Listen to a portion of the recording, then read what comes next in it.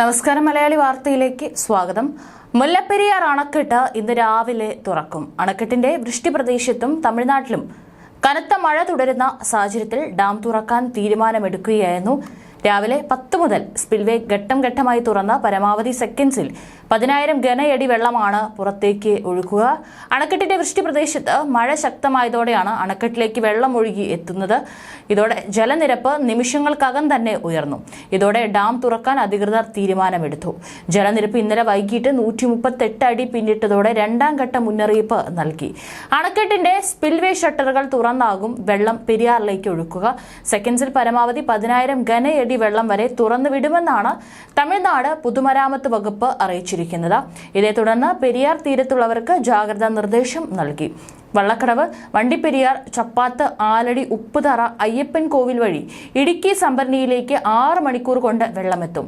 അതേസമയം പെരിയാർ നദിയിൽ ജലനിരപ്പ് താഴ്ന്നു നിൽക്കുന്നതിനാൽ പെരിയാറിന്റെ ഇരുകരകളിലും താമസിക്കുന്നവർ ആശങ്കപ്പെടേണ്ട സാഹചര്യമില്ലെന്നാണ് ജില്ലാ ഭരണകൂടം വ്യക്തമാക്കിയത്. അണക്കെട്ടിന്റെ വൃഷ്ടിപ്രദേശത്ത് മഴ ശക്തമായതോടെ സെക്കൻഡ്സിൽ 15,000 ഘനയടി വെള്ളമാണ് അണക്കെട്ടിലേക്ക് ഒഴുകിയെത്തുന്നത്.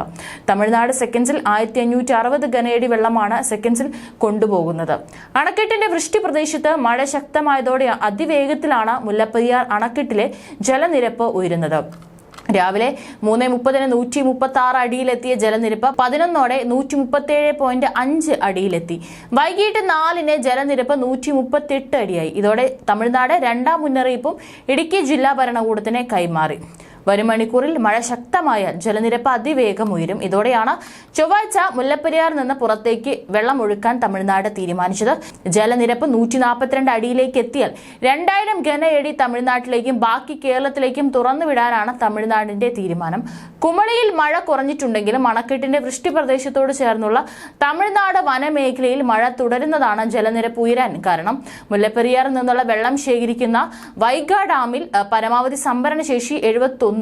ഇപ്പോൾ ജലനിരപ്പ് 69 അടിയിലെത്തി. രാവിലെ 10 മുതൽ സ്പിൽവേ ഘട്ടം ഘട്ടമായി തുറന്ന് പരമാവധി സെക്കൻഡ്സിൽ 10,000 ഘനയടി വെള്ളമാണ് പുറത്തേക്ക് ഒഴുക്കാൻ തീരുമാനമായിട്ടുള്ളത്. പെരിയാർ നദിയിൽ ജലനിരപ്പ് താഴ്ന്നു നിൽക്കുന്നതിനാൽ പെരിയാറിന്റെ തീരപ്രദേശങ്ങളിൽ താമസിക്കുന്നവർ ആശങ്കപ്പെടേണ്ട സാഹചര്യമില്ലെന്നാണ് ജില്ലാ ഭരണകൂടം വ്യക്തമാക്കിയിട്ടുള്ളത്. തമിഴ്നാട്ടിൽ അതേസമയം മഴ ശക്തമായി തുടരുന്ന സാഹചര്യത്തിൽ അവിടെ 4 ജില്ലകളടക്കം ഇന്ന് അവധി പ്രഖ്യാപിച്ചിരിക്കുകയാണ്. കന്യാകുമാരി, തിരുനെൽവേലി, തൂത്തുക്കുടി, തെങ്കാശി എന്നീ ജില്ലകളിലാണ് അവധി പ്രഖ്യാപിച്ചത്. കഴിഞ്ഞ കുറേ മണിക്കൂറുകളായി 4 ജില്ലകളിലും അതിശക്തമായ മഴയാണ് ലഭിക്കുന്നത്. മഴ തുടരുന്ന സാഹചര്യത്തിൽ ജില്ലകളിലെ ജനജീവിതം ദുരിതത്തിലാണ്. കനത്ത മഴയെ തുടർന്ന് കഴിഞ്ഞ ദിവസം ജില്ലകളിൽ പൊതു അവധി പ്രഖ്യാപിച്ചിരുന്നു. നദികൾ കരകവിഞ്ഞതിനെ തുടർന്ന് വെള്ളക്കെട്ട് ഉണ്ടാകുകയും ഗതാഗതം തടസ്സപ്പെടുകയും ചെയ്തു. ജില്ലകളിൽ നിരവധി NDRF സംഘത്തെ വിന്യസിച്ചിട്ടുണ്ട്. താഴ്ന്ന പ്രദേശങ്ങളിൽ താമസിക്കുന്നവരെ ദുരിതാശ്വാസ ക്യാമ്പുകളിലേക്ക് മാറ്റിപ്പാർപ്പിച്ചു.